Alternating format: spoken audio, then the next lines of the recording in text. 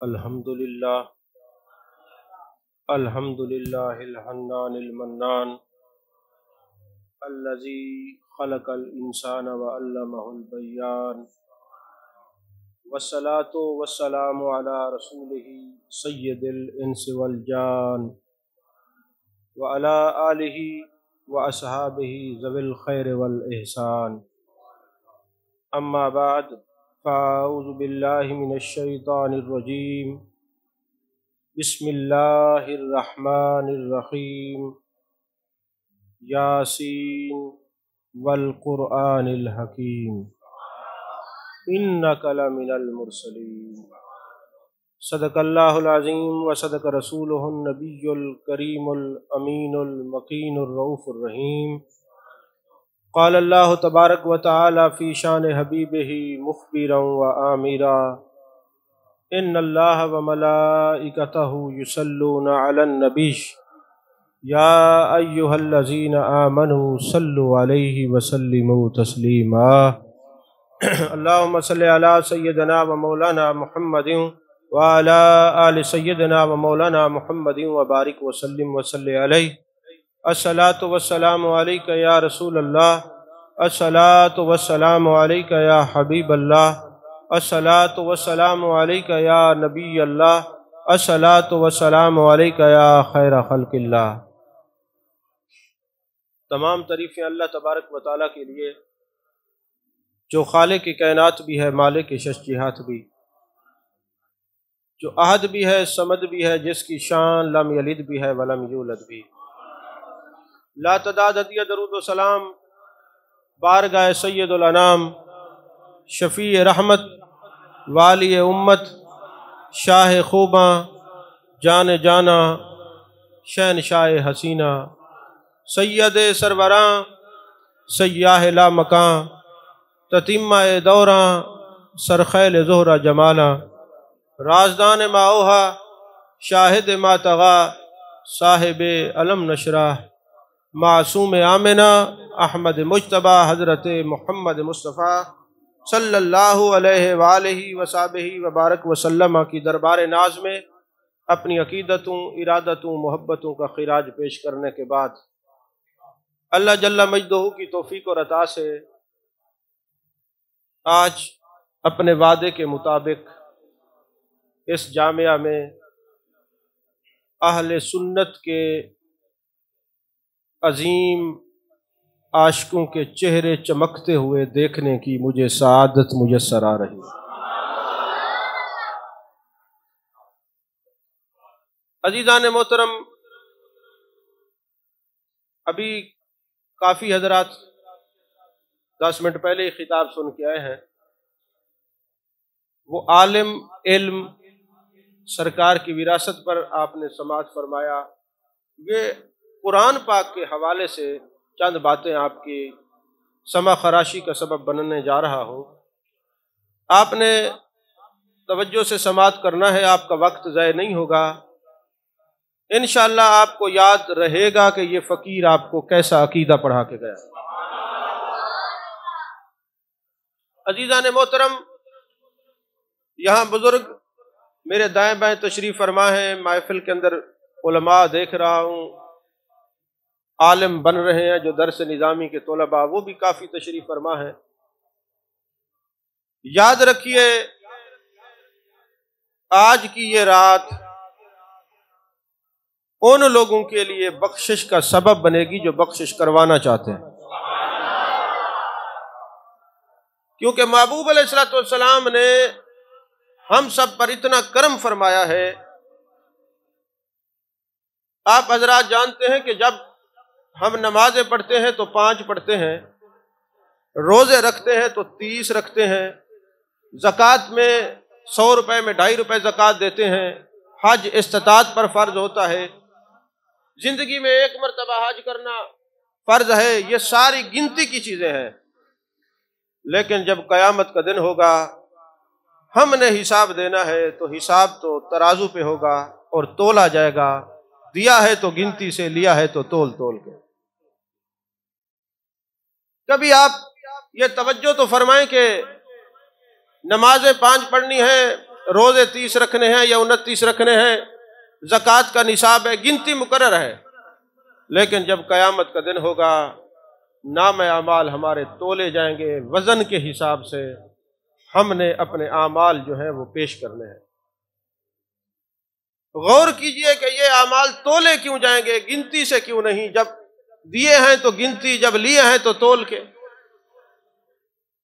محدثین فرماتے ہیں بات دراصل یہ ہے، جان کائنات، جان عالم، جان رحمت مصطفیٰ جان رحمت صلی اللہ علیہ وسلم کے قلب نازنی پہ ایک بار گراں گزرا تھا، باقی انبیاء کی امتوں کی عمریں کئی سو سال ہیں، اعمال بھی ان کے زیادہ ہیں، میری اس امت کی عمریں کم ہوں گی، اعمال کم ہوں گے۔ بس والضحیٰ کے چہرے والے محبوب کی آنکھوں سے ایک دفعہ آنسو روا ہوئے۔ اللہ کی رحمت نے لیلۃ القدر عطا فرما دی کہ 1000 مہینے سے بھی بہتر ثواب عطا کروں گا، بخشش کے لیے یہ شب بارات کا تحفہ عطا فرما دیا۔ پھر یہاں تک بات نہیں کہا تم اگر جاؤ گے بیت اللہ شریف ایک نماز پڑھو گے 1 لاکھ کا ثواب ہے، مدینہ جاؤ گے تو 50,000 سے 2.5 لاکھ تک کا محدثین کا قول موجود ہے۔ اس لیے یہ تول کے دینا ہے کہ ہم نے ان راتوں کے بدلے میں، محبوب کے آنسوں کے بدلے میں اس امت پہ مختلف راتیں، مختلف مقامات عطا کیے ہیں۔ اب چونکہ مکے میں کوئی ایک نماز پڑھے گا 1 لاکھ کا ثواب ہے، جب تولا جائے گا تو وزن زیادہ ہوگا، گنتی سے یہ پورے نہیں ہوں گے، محبوب کی دعا سے ان کو عطا کر دیا جائے۔ اور یاد رکھیے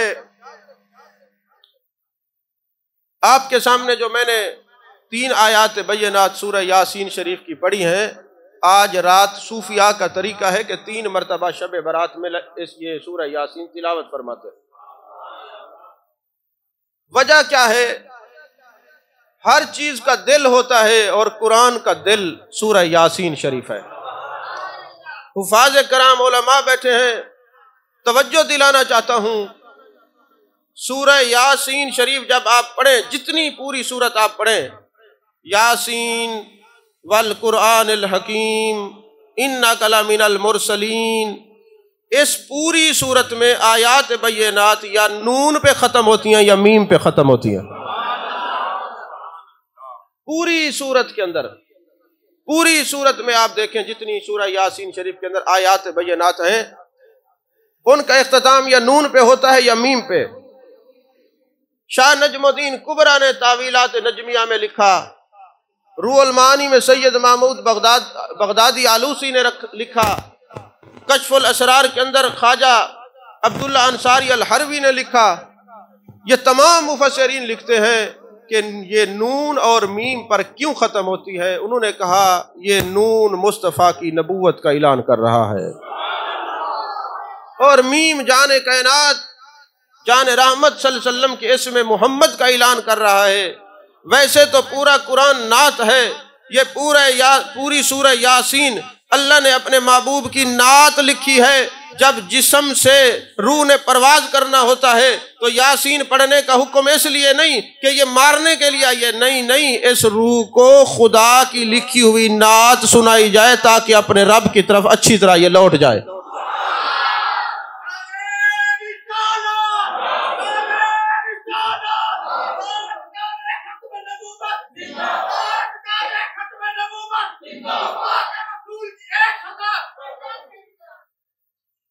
حضور والا سورہ یاسین شریف مولا کائنات حضرت علی کرم اللہ وجہ الکریم فرماتے ہیں، سورہ یاسین کے خواص یہ ہیں، اگر کوئی بھوکا پڑے گا اللہ اس کو کھانا کھلائے گا، تنگ دست پڑے گا تنگ دستی دور فرمائے گا، نکاح نہیں ہوتا پڑے گا اس کی شادی ہو جائے گی، قید میں ہے تو رہائی ہو جائے گی، وحشت میں یا دہشت میں ہے تو امن ہو جائے گا۔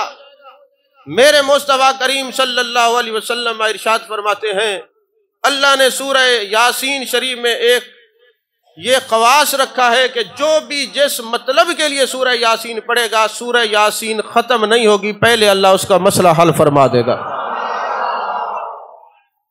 تو حضور والا یہ تو صرف سورہ یاسین ہے، اس کو جو پڑھے اور اس سورہ یاسین سے محبت رکھے اس کا کوئی کام نہیں رکتا۔ جو پورا قرآن پڑھے اور پورے قرآن سے محبت رکھے، پھر یہی وجہ ہے دنیا دار لاکھوں روپے کما کے ان کی پوری نہیں پڑتی۔ علماء 7,000 پہ بھی گھر کا نظام چلا لیتے ہیں، کیونکہ جان کائنات صلی اللہ علیہ وسلم نے فرمایا جو خادم قرآن ہوگا، جو دین کا خادم ہوگا، عالم ہوگا، ہاتھ اس کا ہوگا، جیب مصطفیٰ کی ہوگی، کمی نہیں آنے دوں گا۔ تم دین کے خادم تو بن کے دیکھو، تم ایک بار دین کے خادم تو بن کے دیکھو۔ تو حضور والا محبوب علیہ السلام نے فرمایا سورہ یاسین شریف قبرستان میں پڑھی جائے تو اللہ قبرستان والوں کو بھی بخش دیتا ہے اور پڑھنے والوں کو بھی بخش دیتا ہے، کیونکہ یہ محبوب کی نعت ہے۔ جیسے ہی آج ویسے کافی سارے جو بہت زیادہ صوفی بن جاتے ہیں، جذب کی کیفیت میں چلے جاتے ہیں نا، تو وہ اکثر اعتراضات کرتے ہیں، یار جب میلاد شریف پڑھتے ہو، یہ خوشی کا موقع ہے، بعد میں ختم کیوں پڑھتے ہو؟ تو میں نے کہا بات دراصل یہ ہے کہ تم ختم سمجھ کے نہ پڑھا کرو، تم محبوب کی نعت سمجھ کے پڑھا کرو۔ ہم تو اس لیے بعد میں پڑھتے ہیں کہ یہ ساری صورتیں، سارا قرآن کا ایک ایک لفظ جان کائنات، جان عالم مصطفیٰ کریم صلی اللہ علیہ وسلم کی نعت ہے۔ اور علامہ اسماعیل حقی نے ختم شریف کی ترتیب میں یہ لکھا ہے کہ جو آیات بینات پڑھی جاتی ہیں، وَمَا أَرْسَلْنَاكَ إِلَّا رَحْمَةً لِّلْعَالَمِينَ، یہ بھی نعت ہے۔ إِنَّ رَحْمَةَ اللَّهِ قَرِيبٌ مِّنَ الْمُحْسِنِينَ، یہ بھی نعت ہے۔ مَا كَانَ مُحَمَّدٌ أَبَا أَحَدٍ مِّن رِّجَالِكُمْ وَلَٰكِن رَّسُولَ اللَّهِ وَخَاتَمَ النَّبِيِّينَ، یہ بھی نعت ہے۔ إِنَّ اللَّهَ وَمَلَائِكَتَهُ يُصَلُّونَ عَلَى النَّبِيِّ يَا أَيُّهَا الَّذِينَ آمَنُوا صَلُّوا عَلَيْهِ وَسَلِّمُوا تَسْلِيمًا، یہ بھی نعت ہے۔ سبحان ربک رب العزة عما يصفون وسلام علی المرسلین، یہ بھی نعت ہے۔ فرمایا ہم نعت بعد میں اس لیے پڑھتے ہیں، میرے مالک دنیا کے شعراء نے جو تیرے یار کی تعریفیں لکھی ہیں، والضحیٰ کے چہرے کا ذکر کیا ہے، واللیل کی زلفوں کا ذکر کیا ہے، ما زغ البصر وما طغیٰ کے کاجل والی آنکھوں کا ذکر کیا ہے، ید اللہ والے ہاتھوں کا ذکر کیا ہے، طٰہٰ کے تاج کا ذکر کیا ہے، یاسین کے سہرے کا ذکر کیا ہے۔ ہم وہ بھی نعتیں پڑھتے ہیں، پر جو تو نے نعتیں خود یار کی لکھی ہیں وہ بھی بعد میں پڑھتے ہیں۔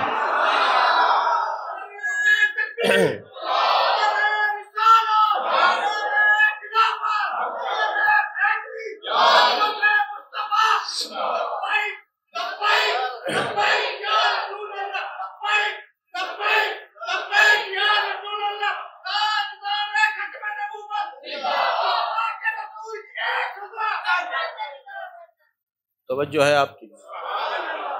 تو حضور والا ایک سید ناصر الدین رحمت اللہ علیہ، بہت بڑے بزرگ گزرے، آج سے 1100 سال پہلے کی تفسیر ناصری عربی میں موجود ہے۔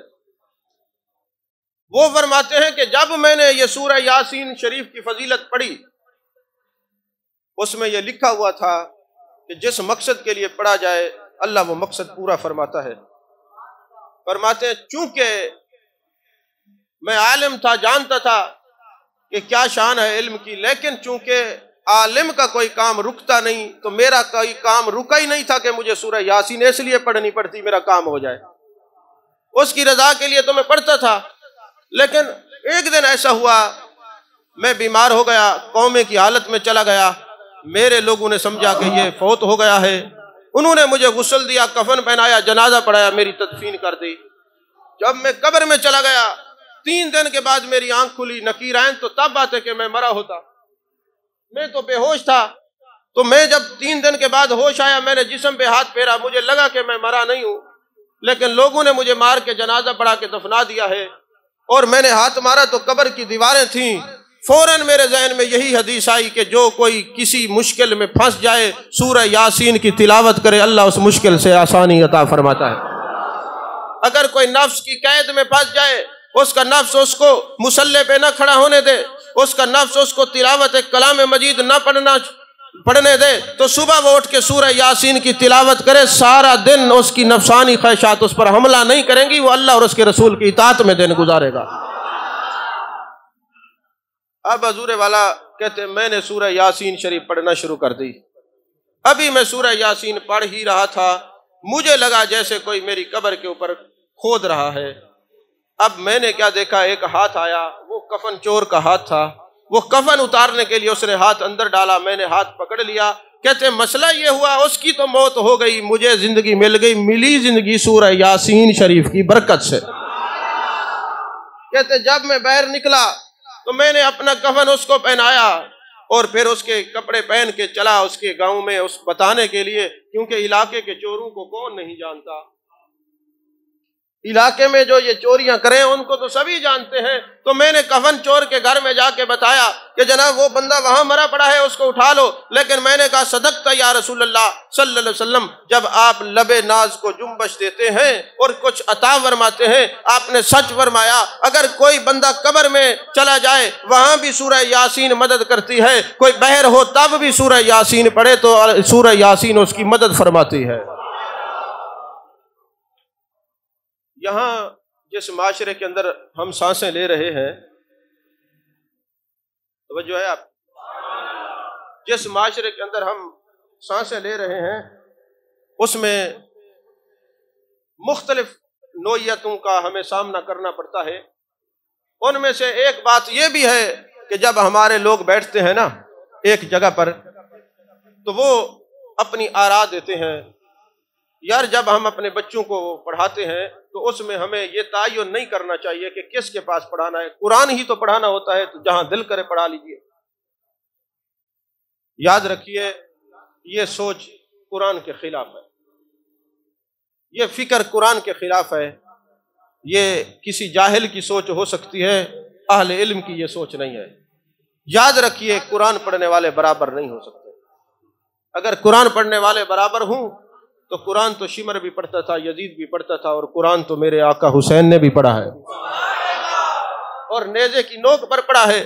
تو قرآن پڑھنے والے برابر نہیں۔ آپ کہیں گے جی ڈاکٹر صاحب نے ایک خطیبانہ جملہ دے دیا، قرآن پاک کی کوئی آیت پیش نہیں کی، حدیث نہیں پیش کی کہ قرآن پڑھنے والے سارے برابر نہیں۔ میں نے کہا قرآن میں اللہ فرماتا ہے یضل بہ کثیرا ویہدی بہ کثیرا، بعض لوگ قرآن پڑھ کے ہدایت لیتے ہیں اور بعض لوگ قرآن پڑھ کے گمراہ ہوتے ہیں۔ جب سب کو قرآن کے فیضان سے ہدایت نہیں ملتی، کئی گمراہ ہوئے، کئیوں کو ہدایت ملی، تو پھر قرآن پڑھنے والے برابر کیسے ہو گئے؟ آپ کہیں گے چلیں جی آج یہ مسئلہ معلوم ہو گیا، آئندہ ہم قرآن پڑھنے والوں کو پڑھانے والوں کو برابر نہیں سمجھیں گے۔ لیکن اگلا مسئلہ یہ ہے ہمیں کیسے پتہ چلے گا جہاں ہم اپنے بچوں کو پڑھا رہے ہیں انہوں نے قرآن پڑھ کے ہدایت لی ہے یا قرآن پڑھ کے گمراہ ہوئے ہیں؟ ہمیں کیسے پتہ چلے گا؟ جتنے مفسرین کرام ہیں سب نے صراط مستقیم کی تشریح کے اندر یہ لکھا ہے کہ جب بندہ نماز میں کھڑا ہوتا ہے پڑھتا ہے اہدنا الصراط المستقیم صراط الذین انعمت علیہم، اے اللہ ہمیں سیدھے راستے پہ چلا، ان لوگوں کے راستے پہ چلا جن پر تیرا انعام ہوا۔ اور وہ انعام یافتہ لوگ کون ہیں؟ نبیین ہیں، صدیقین ہیں، شہداء ہیں، صالحین ہیں۔ اور صرف یہاں تک نہیں فرمایا وحسن اولئک رفیقا، ان کی تم سنگتیں اختیار کرو۔ امام شارانی سے جب یہ سوال ہوا کہ ہمیں کیسا پتہ چلے گا کہ جن سے ہم قرآن سیکھتے ہیں قرآن پڑھتے ہیں ان کو ہدایت ملی ہے یا گمراہی، انہوں نے کہا کہ جو قرآن پڑھ کر انعام یافتہ لوگوں کے پیچھے چلے، نبیین کا ادب کرنے والا ہو، صدیقین کا ادب کرنے والا ہو، شہداء کا، صالحین کا، کاملین کا، واصلین کا، رادین کا، مردین کا ادب کرنے والا ہو، اس کو قرآن نے ہدایت دی ہے۔ آپ کی آسانی کے لیے جملہ مزید آسان کر دیتا ہوں، جو قرآن پڑھ کے نبیوں ولیوں کے پیچھے چلے اس کو ہدایت ملی ہے، جو قرآن پڑھ کے نبیوں ولیوں کے پیچھے پڑھے اس کو گمراہی ملی ہے۔ تعین آپ خود کر لیں کس کے پاس قرآن پڑھ رہے ہیں۔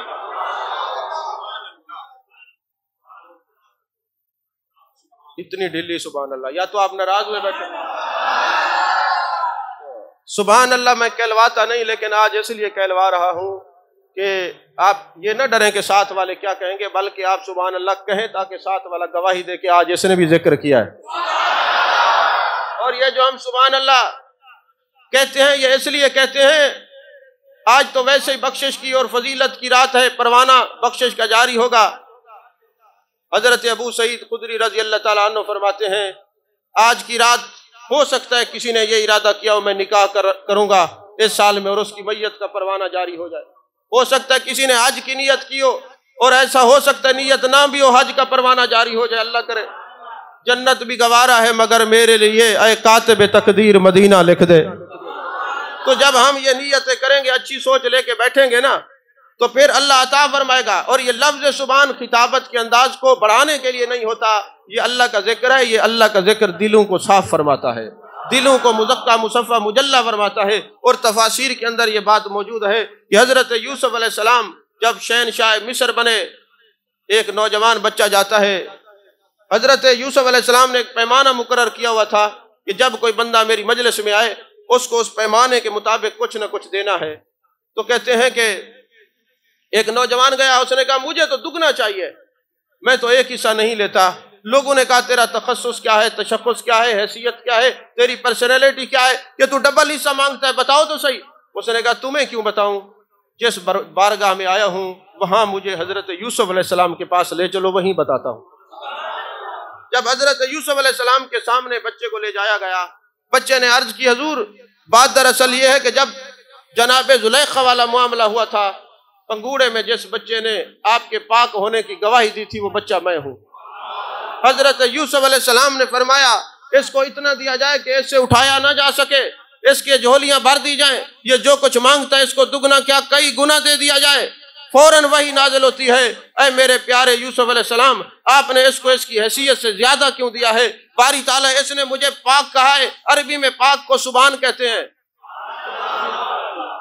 اس نے مجھے پاک کہا ہے، لہٰذا جس نے میری پاکی کی گواہی دی ہے ہم نے اس کو اتنا نوازا ہے کہ وہ اٹھا نہیں سکتا۔ اللہ نے فرمایا میرے پیارے یوسف تم گواہ ہو جاؤ، جو تمہیں پاک کہے تم اپنی حیثیت کے مطابق دیتے ہو، جو ہمیں سبحان کہے گا قیامت والے دن ہم اپنی شان کے مطابق عطا فرمائیں۔ توجہ نہیں فرمائی آپ حضرات؟ تو فرماتے ہیں کہ جو مجھے سبحان کہے گا قیامت والے دن میں اپنی شان کے مطابق عطا کروں گا۔ آج تو رات ہی عطا والی ہے، تو پھر آپ خاموشی سے بیٹھے رہے اور ذکر تو کرنا چاہیے نا۔ تو عزیزان محترم، قرآن پاک کے ساتھ جس کا تعلق ہوتا ہے، نسبت ہوتی ہے، قرآن سے جو محبت کرتا ہے، یاد رکھیں یہ اولیاء ان کی مزارات پہ جائیں، آج بھی قرآن کیوں پڑھے جا رہے ہیں؟ اس لیے انہوں نے قرآن سے وفا کی ہے، قیامت تک قرآن ان سے وفا کرتا رہے گا، حشر والے دن قرآن ان سے وفا کرتا جائے گا۔ جو قرآن سے تعلق مضبوط کرتا ہے، میرے آقا علیہ الصلوۃ والسلام نے فرمایا قرآن جو ہے وہ اللہ کی رسی ہے۔ میرے محبوب پاک صلی اللہ علیہ وسلم نے خود مثال دی کہ جس طرح کوئی بندہ کسی کنویں میں چلا جائے نا تو اس کو رسی پھینکی جاتی ہے نکالنے کے لیے، وہ رسی پکڑتا ہے اور اس کو باہر نکال لیا جاتا ہے۔ فرمایا یہ جو قرآن ہے یہ اللہ کی رسی ہے، ایک سیرا اس کی اپنی شان کے مطابق جو اس کے ہاتھ ہے اللہ کے ہاتھ میں ہے، دوسرا سیرا آپ کے پاس ہے، جو جتنا قرآن سے تعلق مضبوط کرتا جائے گا اتنا اللہ کے قریب ہوتا جائے گا۔ ان اللہ یرفع بہذا الکتاب اقواما، میرے مصطفیٰ کریم صلی اللہ علیہ وسلم نے فرمایا، دارمی شریف کی حدیث ہے، لوگوں جب تمہاری عزتیں نہ ہوں، تمہیں ہر طرف سے لوگ اس حیثیت سے دیکھیں، تمہاری عزتیں پامال ہو جائیں، تم نیلام ہو جاؤ، تو اس وقت صرف تمہارے پاس دو ہی راستے ہیں عزت پانے کے، یا قرآن سے تعلق مضبوط کر لو یا صاحب قرآن سے تعلق مضبوط کر لو۔ جب تمہارا تعلق قرآن سے بھی مضبوط ہوگا، صاحب قرآن سے بھی ہوگا، پھر عزتیں تمہارے سامنے ہاتھ جوڑ کے کھڑی ہوں گی۔ عزیزان محترم، یہ جہاں رات بخشش کی ہے وہاں پہ چند ایسے لوگ بھی ہیں، اللہ کرے ہم سب کا ان میں شمار نہ ہو، جن کی اس رات بخشش نہیں ہوتی۔ سب سے پہلے وہ بندہ ہے جو شرک کرتا ہے۔ اب وقت نہیں میں بتاؤں شرک بالذات کیا ہوتا ہے، شرک بالصفات کیا ہوتا ہے، اور شرک جلی کیا ہوتا ہے، شرک خفی کیا ہوتا ہے۔ جو مشرک ہے اس کی بخشش نہیں ہوتی کیونکہ وہ تو اس کو مانتا ہی نہیں، جو اس کو نہیں مانتا وہ فیض کیسے پائے گا۔ اور دوسرا کینہ پرور۔ کینہ پرور کون ہوتا ہے؟ ہمارے معاشرے میں کچھ لوگ ایسے ہوتے ہیں نا جو لوگوں سے بغض رکھتے ہیں، بات کوئی ہوئی نہیں دل میں بغض رکھ لیا، کبھی کسی عالم کے خلاف، کبھی کسی مقتدی کے خلاف، کبھی محلے والے کے خلاف، کبھی اپنے ہمسائے کے خلاف۔ اور بعض اوقات ایسا بھی دیکھنے میں آتا ہے اگلا بندہ معذرت کر لیتا ہے، پھر بھی لوگ کہتے ہیں نہیں ہمیں اس کی معذرت پر کوئی یقین نہیں۔ لیکن معاذ اللہ یاد رکھیے ایسا نہیں کہنا چاہیے۔ جان کائنات، جان عالم مصطفیٰ جان رحمت صلی اللہ علیہ وسلم نے ارشاد فرمایا کہ جو کسی کو معذرت کرے اور اگلا بندہ اس کی معذرت نہیں کرے گا، قیامت والے دن اس کو میری شفاعت نہیں ہوگی۔ کینہ پرور کی اس رات بخشش نہیں ہوتی۔ اگر دل میں کسی کے لیے کینہ ہے تو نکال دیں۔ یاد رکھیں یہ دل جو ہے کینے کے لیے نہیں ہے، یہ دل بر کے لیے ہے، جس کے لیے ہے اس کی طرف متوجہ ہو جائیں۔ تصوف کی دو باتیں عرض کروں۔ حضرت خواجہ حسن بصری رحمۃ اللہ علیہ تشریف فرما ہیں۔ کسی نے سوال کیا، اے خواجہ حسن بصری ولی بننا چاہتا ہوں، کوئی وظیفہ بتا دیں۔ فرمایا وظیفے سے ولی نہیں بنتا، طریقہ بتاتا ہوں۔ اور کیا طریقہ ہے؟ کسی اللہ والے کو ڈھونڈو جو محبوب علیہ الصلوۃ والسلام کی سنتوں کا تابع دار ہو، اطاعت کرنے والا ہو، اور محبوب علیہ الصلوۃ والسلام کی تابع داری کرنے والا ہو۔ ایسا اللہ کا ولی تلاش کرو اور اس کے ساتھ رشتہ محبت جوڑ لو۔ جب تم اس کے ساتھ رشتہ محبت جوڑ لو گے، اللہ کا قانون یہ ہے کہ 360 مرتبہ اپنے ولی کے دل کو نگاہ رحمت سے دیکھتا ہے۔ جس ولی سے تمہیں پیار ہو جائے گا، محبت ہو جائے گی، میں دعا کرتا ہوں اللہ کرے اس کے دل میں بھی تیرے لیے پیار آ جائے۔ جب وہ نگاہ رحمت سے اس دل کو دیکھے گا، تیرا بھی کام ہو جائے گا، تجھے بھی اللہ درجہ ولایت پر فیض فرما دے گا۔ پھر اس نے سوال کر دیا، حضور والا ایک بات سمجھ نہیں آتی، ہمارے علاقے میں کوئی بندہ فوت ہو جائے تو 2 گھنٹے کے بعد اس کی قبر پہ جائیں، پتہ نہیں چلتا یہ قبر کس کی ہے، لیکن یہ کس جہان کے لوگ ہیں، یہ کون سی وادی کے لوگ ہیں کہ مرنے کے بعد ان کی قبریں بھی زندہ ہیں۔ آج تک صدیاں بیت گئی، لوگ ان کو جانتے ہیں۔ ہو سکتا ہے کسی کو اپنے دادا کا نام یاد نہ ہو، مگر داتا علی حجویری کو وہ جانتا ہے۔ ہو سکتا ہے اپنے ابا و اجداد کا نام یاد نہ ہو، حضرت شاہ رکن عالم اور بہاؤالدین زکریا ملتانی رحمت اللہ علیہم کو جانتا ہے۔ آخر وجہ کیا ہے؟ تو انہوں نے بڑا صوفیانہ نکتہ بیان کیا۔ انہوں نے کہا وجہ دراصل یہ ہے، وہ جو بیت اللہ شریف ہے اس کے اندر 360 بت رکھے ہوئے تھے، جان کائنات جان عالم کی جلوہ گری ہوئی۔ محبوب نے بتوں کو نکالا، اور بتوں کو کیسے نکالا؟ فرمایا اے علی تم نکالو۔ توجہ سے بات سنیں گے تو سمجھ آئے گی۔ اے علی تم نکالو۔ کیسے؟ ہم ہاتھ نہیں لگاتے، ہم رحمت للعالمین ہیں، ہمارا ہاتھ جس کو لگ جاتا ہے وہ جنت میں جاتا ہے۔ یہی وجہ ہے کہ ایک دن صبح صبح جان کائنات جان عالم مصطفیٰ جان رحمت صلی اللہ علیہ وسلم نے ارشاد فرمایا کہ اے علی لوگوں کو نماز کے لیے اٹھا دو۔ عرض کی یا رسول اللہ صلی اللہ علیہ وسلم آپ تو نیکیوں میں سبقت لے جانے والے ہیں، آپ خود کیوں نہیں اٹھاتے؟ فرمایا بات یہ ہے کہ ہم اٹھائیں گے، نیند میں ہے، انکار کر دیں گے تو کفر میں چلے جائیں گے، اگر آپ نے اٹھایا تو پھر کفر نہیں ہوگا۔ تو اب حضرت مولا علی کو فرمایا تم بتوں کو اتارو، خود نہیں۔ کیوں؟ فرمایا بتوں کو اگر ہمارا ہاتھ لگ جائے تو وہ جنت میں جائیں گے۔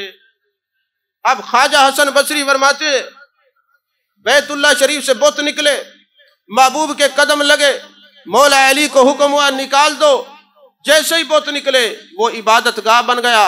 اب یہ جو دل ہے یہ بھی اس کا گھر ہے، یہاں حسد بھی ہے، غیبت بھی ہے، چغلی بھی ہے، شہوت بھی ہے، کرود بھی ہے، لوب بھی ہے، بدعقیدگی بھی ہے، پتہ نہیں 360 بت یہاں بھی ہیں۔ فرمایا یہاں محبوب کی محبت کو لے آؤ، مولا علی کی محبت کو لے آؤ۔ جیسے یہ دونوں محبتیں دل میں آئیں گی، یہ بت نکلیں گے، وہاں سے نکلے وہ عبادت گاہ بنا، یہاں سے نکلیں گے یہ زیارت گاہ بن جائے گا۔ دنیا میں بھی زیارت ہوگی، بعد میں بھی زیارت ہوتی رہے گی۔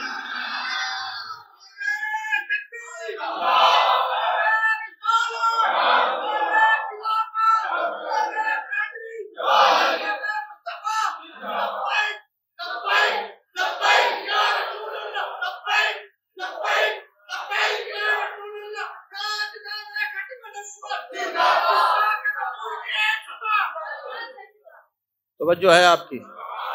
جو کینہ پرور ہوگا اس کی بخشش نہیں ہوگی، جو والدین کا گستاخ ہوگا اس کی بخشش نہیں ہوگی۔ تصوف کا ایک دو نقطہ عرض کرتا ہوں، اگر آپ کہیں تو کہیں تو پھر میں عرض کرتا ہوں، ورنہ ایسا نہیں ہے۔ ایک بات بتائیے، حدیث پاک ہے شعب الایمان کے اندر ہے، علماء توجہ فرمائیں گے، دعا بھی دیں گے۔ محبوب پاک صلی اللہ علیہ وسلم نے فرمایا جو کوئی اپنے والدین کے چہرے کو دیکھے گا اس کو کامل حج کا ثواب ملے گا، حج مبرور کا ثواب ملے گا۔ اچھا حج مبرور کی جزا کیا ہے؟ جنت ہے، یعنی جس کا حج کامل ہو گیا، قرآن و سنت کے مطابق ہو گیا، اللہ نے اس کو جنتی کر دیا۔ ایک صحابی نے عرض کی یا رسول اللہ صلی اللہ علیہ وسلم اگر کوئی 100 مرتبہ نگاہ رحمت سے دیکھے؟ فرمایا اس کی رحمت وسیع ہے۔ اب یہاں تک ہم حدیث سنتے ہیں، پڑھتے ہیں، پڑھاتے ہیں، بات کرتے ہیں، چلے جاتے ہیں، اس کا ایک حصہ آگے بھی ہے۔ محبوب علیہ الصلوۃ والسلام نے فرمایا اگر والدین کو کوئی نگاہ محبت سے دیکھے گا اس کو حج مبرور کا ثواب ہے، اور اگر والدین نگاہ محبت سے اولاد کو دیکھیں گے تو حضرت اسماعیل کی اولاد سے غلام آزاد کرنے کا ثواب ملے گا. اور حضرت اسماعیل علیہ السلام کی اولاد سے غلام آزاد کرنے کا ثواب کیا ہے یا رسول اللہ صلی اللہ علیہ وسلم فرمایا جنت. تو بیٹا باپ کو دیکھے حج کا ثواب، اور حج بھی حج عام نہیں، حج مبرور، حج مقبول.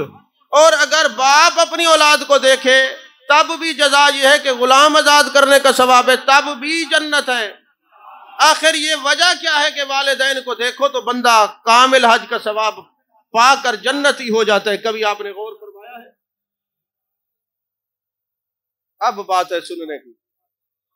تصوف والے جو شائقین ہیں وہ توجہ سے سنیں گے کہ آخر کار والدین کو دیکھنے سے کامل حج کا ثواب کیوں ہوتا ہے. اچھا، پھر محبوب نے ضمانت دی ہے. یہ لائٹ بند ہوتی رہے گی، چلتے رہے گی، آپ مجھے دیکھیں. یہی تو مسئلہ ہے ہمارے لوگوں کا، یہ ادھر ادھر دیکھتے ہیں. جب سے آپ نے ادھر ادھر دیکھنا شروع کر دیے کئی گستاخ پیدا ہو گئے. آپ اپنے مرکز کی طرف دیکھ، یہی تو لے کے جانا چاہ رہا ہوں آپ کہ والدین کے چہرے کو دیکھنے سے حج مبرور کا ثواب کیوں ملتا ہے. میرا آپ سے ایک سوال ہے، سوال یہ نہیں میں پوچھ رہا ہوں، کچھ سکھانے کے لیے سوال قائم کر رہا ہوں. اللہ نے قرآن میں فرمایا فَإِنَّمَا تُوَلُّوا فَثَمَّ وَجْهُ اللَّهِ، جس طرف بھی دیکھیے اس کا جلوہ ہے. ویسے وجہ عربی میں چہرے کو کہتے ہیں، لیکن وہ اس صورت سے پاک ہے، اس کی اپنی شان کے مطابق ہے. تو ہر طرف اس کا جلوہ ہی ترجمہ کر لیتے ہیں. تو جس طرف بھی دیکھیے اس کا جلوہ ہے، تو پھر جب ہر طرف اس کا جلوہ ہے پھر کعبے کی طرف منہ کر کے نماز کیوں پڑھتے ہیں؟ تو کہا بات دراصل یہ ہے، اللہ نے یہ قانون بنایا ہے جو اپنی اصل کی طرف لوٹ جاتا ہے، اصل کی طرف توجہ کرتا ہے، اصل کی طرف چہرہ پھیرتا ہے، اللہ اس کو پاک کر دیتا ہے.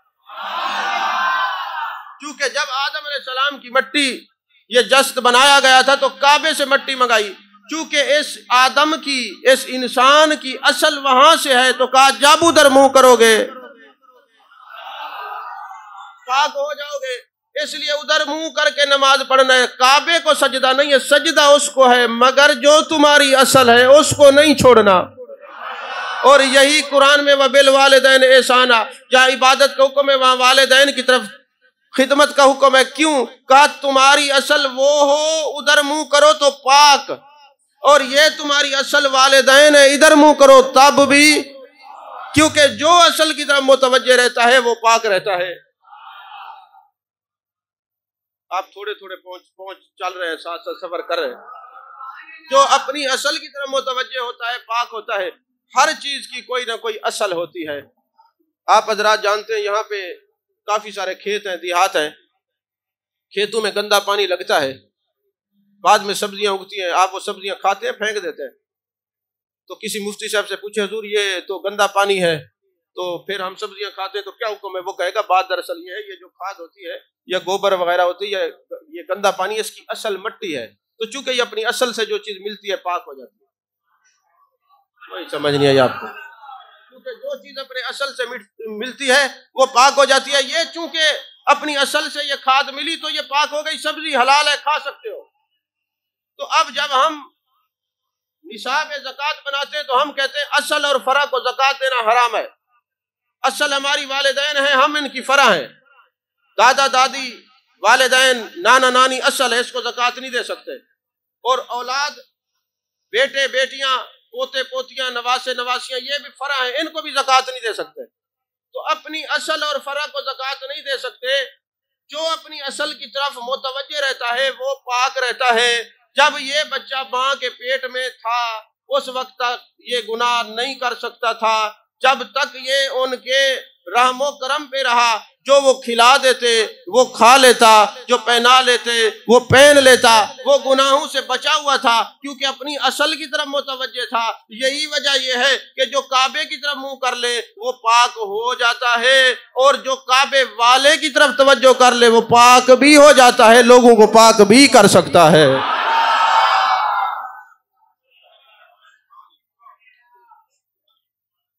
تو ہر چیز کی کوئی نہ کوئی اصل ہے. اب جو چیز اپنے اصل سے ملتی ہے پاک ہو جاتی ہے. بڑا اہم نقطہ ہے، توجہ میری طرف رکھیے گا. جو چیز اپنی اصل کی طرف ملتی ہے وہ بولیے پاک ہو جاتی ہے۔ اب یہ جو ہمارا جسم ہے اس کے اندر ہم بلڈ رکھتے ہیں، خون ہے، تو خون کی اصل یہ جسم ہے، خون کی اصل کیا ہے؟ یہ جسم ہے، اور اولاد کی اصل والدین ہے، اور کائنات کی اصل میرے مصطفیٰ کریم صلی اللہ علیہ وسلم ہے۔ اب ہم پڑھتے ہیں نا نبی الامی، نبی الامی، امی کا معنی کرنے والے تین قسم کے لوگ ہیں، ایک ہے جہلاء، ایک ہے علماء، ایک ہے عرفاء۔ جہلاء کہتے ہیں امی کا معنی ان پڑھ، علماء کہتے ہیں نہیں، امی اس کو کہتے ہیں جس کو کسی انسان نے نہ پڑھایا ہو، الرحمن علم القرآن، جس کو خود رحمان پڑھائے اس کو امی کہتے ہیں۔ اور عرفاء کہتے ہیں ام کا معنی ہے اصل، ام کا معنی ہے جڑ، ام کا معنی ہے روح، ام کا معنی ہے ماں، عربی میں ماں کو کہتے ہیں یا امی، اے میری ماں۔ تو نبی الامی اس لیے ہے کہ جب ماں کے سامنے کسی کے بچے کو سزا دی جائے تو ماں ان کو اپنے دوپٹے کے آنچل میں چھپاتی ہے، جب روز محشر ہوگا اللہ سزا کے لیے حکم فرمائے گا، میرے مصطفیٰ کریم اپنی کملی میں اپنے غلاموں کو کبھی اس طرف چھپائیں گے کبھی اس طرف چھپائیں گے، اس لیے آپ کو نبی الامی کہا جاتا ہے۔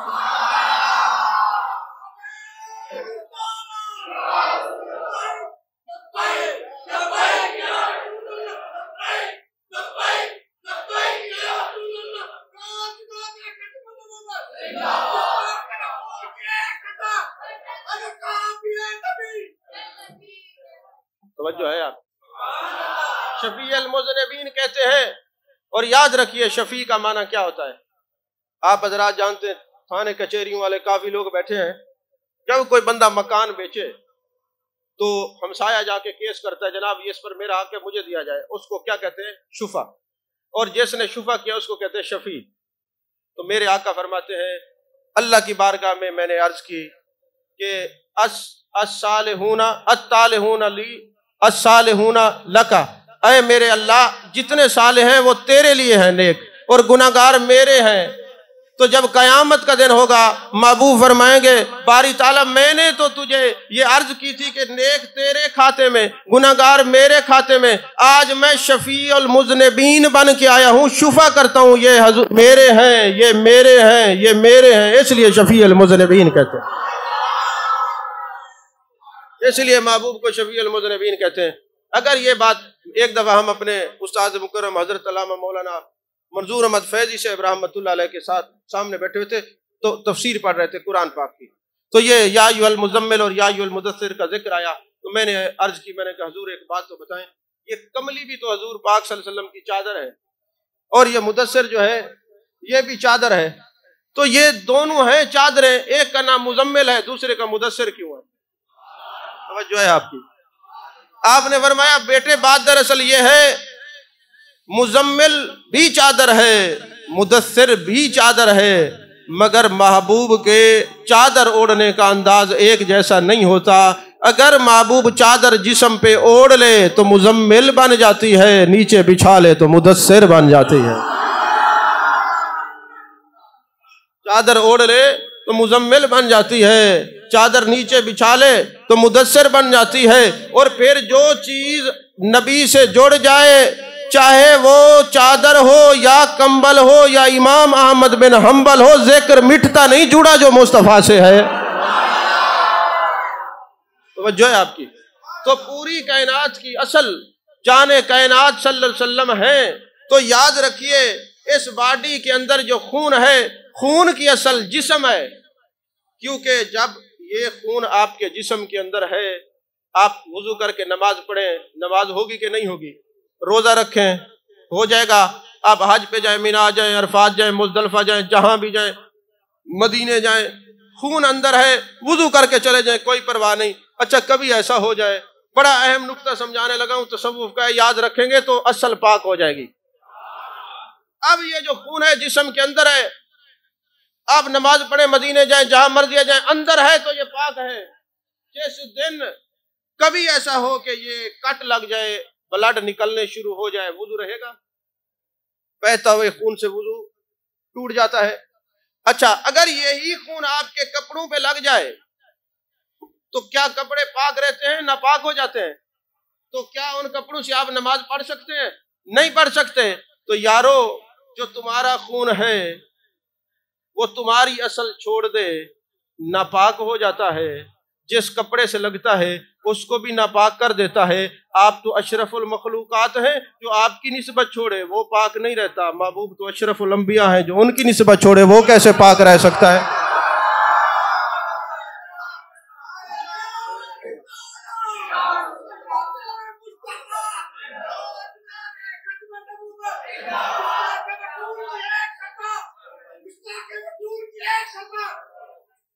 توجہ ہے آپ کی؟ تو جو آپ کی نسبت کو چھوڑے وہ خود بھی ناپاک ہے، اور جو محبوب کی جو جس کپڑے سے لگے اس کو بھی ناپاک کر دیتا ہے، اور جو پوری کائنات کی اصل محبوب ہے جو ان کے دامن کو چھوڑے وہ خود بھی ناپاک ہو جاتا ہے، جس کے پاس بیٹھتے اس کا بھی عقیدہ ناپاک کر دیتا ہے۔ توجہ ہے آپ کی کہ نہیں ہے؟ آپ تھک گئے ہیں تو تقریر ختم کر دیں۔ تقریریں تو ابھی میں نے اور بھی کرنی ہے، اور بھی ساری رات۔ ایک بندہ مجھے کہنے لگا حضرت یہ عبادت کی رات ہے، آپ لوگ ساری رات تقریریں کرتے رہتے ہیں۔ میں نے کہا اس رات شعبان کے بارے میں بتانا، یہ بھی محبوب کی سنت ہے۔ ترمذی شریف کی حدیث پاک ہے، جب جان کائنات جان عالم مصطفیٰ جان رحمت صلی اللہ علیہ وسلم قبرستان میں تشریف لے گئے، ام المومنین حضرت عائشہ صدیقہ رضی اللہ تعالیٰ عنہ صدیقہ کائنات پیچھے جاتی ہیں، تو میرے آقا علیہ السلام نے فرمایا اے عائشہ آپ نے کیا سمجھا میں کہیں اور زوجہ پاک کے پاس گیا ہوں؟ یا رسول اللہ میں نے یہی سمجھا ہے، مفہوم عرض کر رہا ہوں۔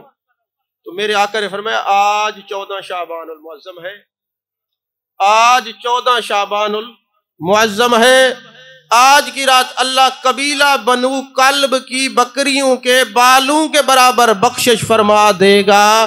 چونکہ محبوب نے فرمایا آج 14 شعبان ہے، تو 14 شعبان کو اس کی اہمیت بیان کر کے بتانا یہ تو میرے مصطفیٰ کی سنت ہے۔ اب لوگ کہتے ہیں ہمیں نظر نہیں آتی، میں نے کہا ترمذی شریف میں پڑھ لو، کیوں نظر نہیں آتی؟ یا آج جو پڑھا دیتے ہیں دکھا دیتے ہیں۔ تو اب محبوب نے فرمایا قبیلہ بنو کلب، اور کھڑے کہاں تھے؟ جنت البقیع میں۔ تو رات شب بارات ہو، اس کی فضیلت بیان کرنا یہ بھی سنت، قبرستان میں جانا یہ بھی سنت، اور یہ بتانا کہ اس رات بخشش ہوتی ہے یہ بھی محبوب کی سنت۔ اور قبیلہ بنو کلب کی بکریوں کے بالوں کے برابر کیوں فرمایا؟ اس لیے کہ سر کے اوپر بال ہوں تو گنتی نہیں ہوتے، جانور کے جسم پہ بال ہوں تو گنتی نہیں ہوتے۔ محبوب کے فرمانے کا مقصد یہ تھا کہ جس طرح بال گنتی نہیں ہوتے بے حساب بال ہوتے ہیں، اللہ اسی طرح بے حساب جہنم والوں کو جنت ہی بنا دیتا ہے۔ تو والدین کا گستاخ اس کی بخشش نہیں ہوتی۔ اگر کسی کے والدین ناراض ہیں ابھی جا کے ان کو منائیے، سمجھیں آپ کی توبہ قبول ہو گئی، آپ اپنی اصل کی طرف لوٹ گئے۔ جو اپنی اصل کی طرف لوٹ جاتا ہے وہ پاک ہو جاتا ہے۔ اسی طرح قطع تعلقی کرنے والا لا يدخل الجنہ قاطع۔ اچھا قطع تعلقی کی دو حیثیت ہیں، یہ بھی میں عرض کر دوں۔ ایک حیثیت یہ شرعی، مطلب آپ کا کوئی رشتہ دار ہے معاذ اللہ وہ مرزائی ہو گیا، قادیانی ہو گیا، بد مذہب ہو گیا، گستاخ ہو گیا، اب اس سے قطع تعلقی سوشل بائیکاٹ کا حکم قرآن سے ہے، اور اتنا سخت قرآن میں حکم ہے سورہ توبہ کے اندر وَلَا تُصَلِّ عَلَىٰ أَحَدٍ مِّنْهُمْ مَاتَ أَبَدًا وَلَا تَقُمْ عَلَىٰ قَبْرِهِ۔ جو منافق ہو جائے، بد مذہب گستاخ ہو جائے، اس کا جنازہ نہ پڑھنا، یہ اعلیٰ حضرت کا فتویٰ نہیں ہے ناراض نہ ہونا، یہ فتاوی رضویہ نہیں ہے، یہ فتاوی ربانی ہے۔ نہیں سمجھ آئی؟ فرمایا وَلَا تُصَلِّ عَلَىٰ أَحَدٍ مِّنْهُمْ مَاتَ أَبَدًا وَلَا تَقُمْ عَلَىٰ قَبْرِهِ۔ منافق کے جنازے میں نہیں جانا، ول پتہ چل جائے یہ قبر منافق کی قبر پہ کھڑا نہیں ہونا تو پھر کس کے جنازے میں جانا ہے؟ عاشق کے جنازے میں جانا ہے، عاشق کی قبر پہ کھڑا ہونا ہے۔ نہیں سمجھ آئی؟ یہ تو قرآن ہے بابا، قرآن ہے۔ تو حضور والا اسی طرح قطع تعلقی کرنے والا، پھر لوگوں کے پاس جا کے حساب کتاب کرانے والا، صحیح دسو میرے نصیب وچ کیا ہے، میرے ستارے ملاؤ۔ محبوب نے فرمایا جو لوگوں سے حساب کتاب کرواتے ہیں ان کی بھی اس رات بخشش نہیں ہوتی، اس رات وہ بھی فیضان سے محروم رہتے ہیں۔ جس نے کسی سے حساب نہ کروایا وہ بے حساب جنت میں جائے گا۔ اسی طرح شرابی، یہ سارے جو چیزیں ہیں نا، ابو موسیٰ اشعری رضی اللہ تعالیٰ عنہ راوی فرماتے ہیں محبوب نے فرمایا، اور آگے محبوب نے فرمایا جو توبہ کر لے، جو توبہ کر لے۔ یاد رکھیے نوجوان بیٹھے ہیں، ان کی خدمت میں ایک حدیث عرض کر دوں۔ جان کائنات جان عالم مصطفیٰ جان رحمت صلی اللہ علیہ وسلم نے ارشاد فرمایا جب کوئی نوجوان، بزرگ بھی توبہ کرے قبول ہوتی ہے، مگر نوجوان جب توبہ کرتا ہے اللہ فرماتے فرشتوں عرش کو سجا دو، آج ایک جوان نے اپنے رب سے صلح کر لیا، آج عرش کو سجا دو، ایک نوجوان نے صلح کر لی، اور اس کی توبہ کے بدلے میں ان کے قبرستان سے 40 دن کے لیے عذاب ہٹا لو۔ مردے ایک دوسرے سے پوچھتے ہیں یہ عذاب کیوں ہٹا؟ فرشتے کہتے ہیں اس علاقے کے نوجوان نے توبہ کر لی، اس کی توبہ کی وجہ سے تم سے بھی عذاب ہٹا دیا گیا ہے۔ توبہ یہ نہیں کہ صرف گناہ ہو، توبہ وہ قرب کا دروازہ ہے جو اللہ کے قریب کر دیتا ہے۔ دو باتیں عرض کر کے توبہ کی پھر گفتگو ختم کرتے ہیں۔ جب کوئی بندہ توبہ کرتا ہے تو اللہ کے قریب ہو جاتا ہے۔ توبہ کرتا ہے تو بولیے نیند میں ہے تو وہ بھی جاگ جائے، اللہ کے قریب ہو جاتا ہے۔ اور پھر کتنا قریب ہوتے ہیں میں عرض کروں، حضرت عبداللہ بن مبارک جن کو امیر المومنین فی الحدیث کہا جاتا ہے، آپ کی توبہ کا سبب کیا ہے؟ ساری رات ایک عورت کو ملنے کے لیے گئے، کلام کرتے رہے، صبح جب اذان ہوئی مؤذن نے کہا اللہ اکبر اللہ اکبر، کہتے کیا ہوا؟ یہ ظہر کی اذان ہے؟ کہ اس نے کہا نہیں، یہ تو صبح کی اذان ہے۔ دل پہ چوٹ لگی کہ غیروں کے لیے میں کھڑا رہا، رات کا پتہ نہیں چلا، اگر میں والذین یبیتون لربہم سجدا وقیاما کا مصداق بن جاتا۔ آج کے نوجوان کو یہ سمجھانا مشکل نہیں کہ غوث اعظم ساری رات عبادت کرتے تھے، آج کے نوجوان کو سمجھانا یہ مشکل نہیں امام اعظم ساری رات عبادت کرتے تھے۔ کوئی نوجوان پوچھے وہ عبادت کرتے تھے، تھکتے نہیں تھے؟ جواب صاحب ہے، آپ واٹس ایپ پہ میسج کرتے نہیں تھکتے، آپ فیس بک چلاتے نہیں تھکتے، ارے تمہارا جو شوق ہے وہ مادیت سے ہو گیا، تم نہیں تھکتے۔ ان کا تعلق یا روحانیت سے تھا یا نبوت سے تھا، وہ بھی نہیں تھکتے تھے۔ تو فرمایا حضرت عبداللہ بن مبارک رحمت اللہ علیہ ساری رات جو ہے وہ عبادت کرتے ہیں۔ بیٹے رکھو اپنے پاس، اللہ آپ کے رزق میں برکت ہے۔ ساری رات وہ عبادت کرتے تھے۔ اب وہ جناب والا ساری رات وہ غیر اللہ سے باتیں کرتے ہیں، عشق مجازی میں گرفتار ہیں۔ عورت کی محبت سے بھول گئے کہ رات گزری۔ ایسی محبتیں سب کچھ بلا دیتی ہیں، اصل محبت کی طرف آؤ۔ محبوب نے فرمایا من احبنی کان معی فی الجنہ، جو مجھ سے محبت رکھے گا وہ جنت میں میرے ساتھ ہوگا۔ پتہ چلا محبت رسول ایک اتنی بڑی سیڑھی ہے، قرب تم کر لو، محبت تم کر لو، جنت میں ساتھ رکھنے کی ضمانت میرے مصطفیٰ نے اٹھا لی۔ من احبنی کان معی فی الجنہ۔ ایک یونیورسٹی میں مجھے بندہ کہنے لگا ڈاکٹر صاحب عمل کی بھی بات کریں، میں نے کہا جب محبت ہوگی تو کون سا محب ہے جو محبوب سے اعراض کرے؟ وہ تو محبوب کی ایک ایک بات مانتا ہے نا، نہیں سمجھ آئی؟ کون سا محب ہے جو محبوب سے اعراض کرے؟ وہ تو پھر ایک ایک بات کو مانتا ہے۔ ہم نعرے لگانے والی محبت کی بات نہیں کر رہے کہ غلامی رسول میں موت بھی قبول ہے، اللہ کرے ہماری زندگی بھی غلامی رسول میں ہو، ہماری زندگی بھی غلامی رسول صلی اللہ علیہ وسلم میں ہو۔ جس کی زندگی غلامی رسول میں، موت بھی اسی کی غلامی رسول میں آئے گی۔ کہنے لگے جی عمل، میں نے کہا عمل سے جنت نہیں ملتی، یہ اس کی رحمت سے ملتی ہے۔ اگر عمل کرنے سے ہی جنت ملتی، اس تنے ہنانا کھجور کا تنا تھا، کوئی شیخ الحدیث تھا، کوئی ساری رات عبادت کرتا تھا، نہیں، محبت رسول میں رویا تھا، یار نے سینے سے لگا لیا ہے اور جنت میں پہنچا دیا ہے۔ نہیں سمجھے؟ بخاری شریف میں حدیث پاک ہے۔ اور یافور وہ جو حمار مبارک تھا جس کا محبوب نے نام بدلی کیا تھا، وہ خیبر کا وہ یافور جس کو حمار کہتے ہیں، ہماری زبان میں گدھا کہتے ہیں، وہ بھی محبوب سے عرض کر رہے آقا جنت میں ساتھ رکھنا مجھے۔ وہ غضبہ اونٹنی، وہ قصبہ اونٹنی وہ جنت میں ساتھ رہیں گی، نسبت والے جانور بھی جنت میں ساتھ رہیں گے۔ اٹھائیں آپ تفسیر روح البیان، اس میں لکھا ہوا ہے حضرت صالح علیہ السلام کی اونٹنی جنت میں جائے گی، اصحاب کہف کا کتا جنت میں جائے گا، یونس علیہ السلام کی مچھلی جنت میں جائے گی، سلیمان علیہ السلام کا ہدہد جنت میں جائے گا، میرے آقا علیہ السلام کی سواریاں جنت میں جائیں گی۔ باری تعالیٰ یہ جنت تو جانوروں کے لیے نہیں، فرمایا نسبت جس کی پختہ ہوگی، اگر جانور بھی ہوگا تو جس کا جانور ہے اس کے ساتھ جنت میں ساتھ ہوگا۔ تو جانور نسبت پختہ کر لیں تو وہ جس سے نسبت ہے اس کے ساتھ ہوں گے، تو امت ہی اپنے نبی سے محبت کا رشتہ پختہ کر لے تو وہ بھی نبی کے ساتھ ہی ہوگا۔ تو حضرت عبداللہ بن مبارک رحمت اللہ علیہ دل پہ چوٹ لگی، کہا اس محبت میں ساری رات کھڑا رہا ہوں، تو مجھے پتہ نہیں چلا، چھوڑتے ہیں ایسی محبت، پھر مسلح پہ کھڑے رہتے ہیں، والذین یبیتون لربہم سجدا وقیاما کا مصداق بن جاتے ہیں، پھر اس کو راضی کرتے ہیں۔ پھر جب توبہ کی، توبہ قرب کا وہ دروازہ ہے جو اپنے یار کے قریب کر دیتا ہے۔ عبداللہ بن مبارک کی اماں جان کہتی ہیں جب میرے بیٹے عبداللہ بن مبارک نے توبہ کی، ایک دن میں نے دیکھا وہ سو رہے ہیں، آنکھوں منہ کے اوپر مکھیاں اور مچھر بیٹھتے تھے، تو میں نے دیکھا ایک بہت بڑا سانپ گل ریحان کی پھولوں کی ٹہنی لے کے مچھر اور مکھیاں اڑا رہا ہے۔ میں نے اٹھایا، عبداللہ بن مبارک یہ سانپ تو تکلیف دیتے ہیں، یہ آج تیری مکھیاں اور مچھر اڑا رہے ہیں۔ اماں جان، جب رشتہ محبت مصطفیٰ سے جڑ جائے، بندہ ان کی تابع داری میں آ جائے، نقصان دینے والی چیزیں بھی اس کی حفاظت کرتی ہیں، دنیا میں بھی اور قبر میں بھی۔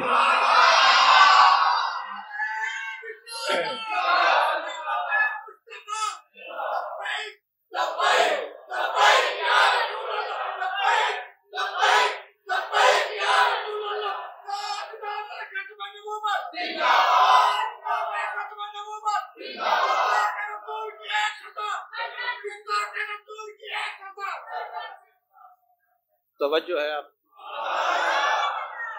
حضرت ابو حفص حداد، اچھا حضرت عبداللہ بن مبارک، محبت میں یہ عالم ہے، اور پھر اللہ سے ڈرنے کا عالم دیکھیے۔ سواری نہیں تھی، کہیں جانا تھا حدیث پڑھانے کے لیے، تو اس وقت جو سواریاں تھیں وہ بھی کرائے پہ ملتی تھی، وہ گھوڑے تھے۔ آپ وہ جو کرائے پہ گھوڑے دیتا تھا، سواری دیتا تھا، اس کے پاس گئے، جی مجھے ایک گھوڑا دیجیے، میں نے حدیث پڑھانے کے لیے دور جانا ہے۔ انہیں گھوڑا دے دیا، آپ کئی میل چلے گئے تو راستے میں ایک دوست مل گیا، اس نے کہا یہ میرا خط لے جائیے اور آگے نہ کسی کو پہنچا دیجیے۔ آپ نے فرمایا چونکہ یہ گھوڑا کرائے کا ہے، میں نے اس سے اجازت نہیں لی تھی کہ خط لے کے جانا ہے کہ نہیں لے کے، کوئی سمجھ نہیں آپ۔ انہوں نے کہا مجبوری ہے، نیکی ہے، کر لیں۔ فرمایا نہیں ایسے نہیں، تم میرے ساتھ چلو۔ پھر واپس آتے ہیں، کئی میل کا سفر واپس طے کر کے، اور کہتے جو میں گیا ہوں اس کا کرایہ بھی علیحدہ دوں گا، تم سے خط کی اجازت مانگنے کے لیے آیا ہوں۔ اس نے کہا بابا یہ بغیر پوچھے کر لیتے۔ فرمایا جب خوف خدا دل میں آ جائے پھر دیکھ دیکھ کے چلنا پڑتا ہے، پھر دیکھ دیکھ کے چلنا پڑتا ہے۔ تو حضرت ابو حفص حداد بہت بڑے بزرگ ہیں، داتا علی اجویری علیہ الرحمہ نے لکھا، کشف المحجوب میں ہے، کتاب اللمع کے اندر ہے، رسالہ کشیریہ میں یہ بات موجود ہے۔ آپ شادی کروانے کے چکر میں نا کسی عامل کے پاس چلے گئے، وہ عامل جو تھا غیر مسلم تھا، جیسے ہمارے نوجوان بے راہ روی کا شکار ہو جاتے ہیں۔ وہ چلا گیا تو بندہ یہودی ہے، غیر مسلم ہے، کہتے جی مجھے کوئی ایسا وظیفہ بتائیں میری شادی ہو جائے۔ وہ یہودی کہنے لگا ہمارے وظائف تب کام کرتے ہیں جب اللہ کے در کو چھوڑ دیا جائے۔ توجہ نہیں کر رہے آپ؟ جب کوئی نیکی نہ کی جائے، کوئی تم نیکی نہ کرنا، تو کوئی نیکی نہ کرنا، پھر میرا یہ عمل تجھ پر اثر کرے گا۔ 40 دن تک کوئی نیکی نہ کرنا، پھر عمل اثر کرے گا، پھر یہ شیطانی طاقتیں اثر کریں گی اگر تم نے ایک بھی نیکی کی۔ حضرت ابن جوزی نے بحر الدموع کتاب ہے، عربی کے اندر ہے، اس میں ایک واقعہ لکھا ہوا ہے۔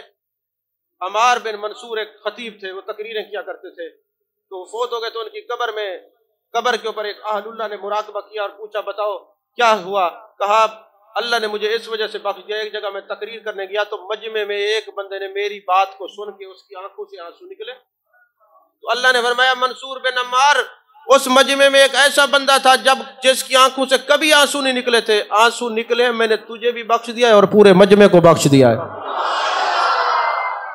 توجہ فرمائے، جب اس کی رحمت جو ہے متوجہ ہو، رحمت کچھ کرنا چاہے تو پھر رحمت بہانے ڈھونڈتی ہے، ذرا اس دروازے پہ آ کے تو دیکھیے نا۔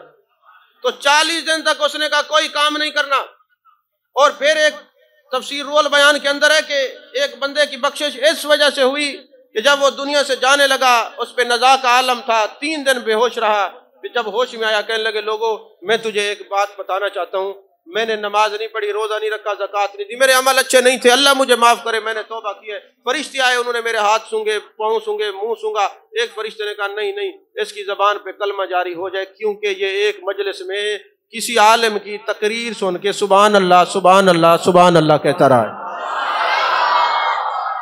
سمجھ آئیے کہ نہیں آ رہی؟ یہ رول بیان میں ہے۔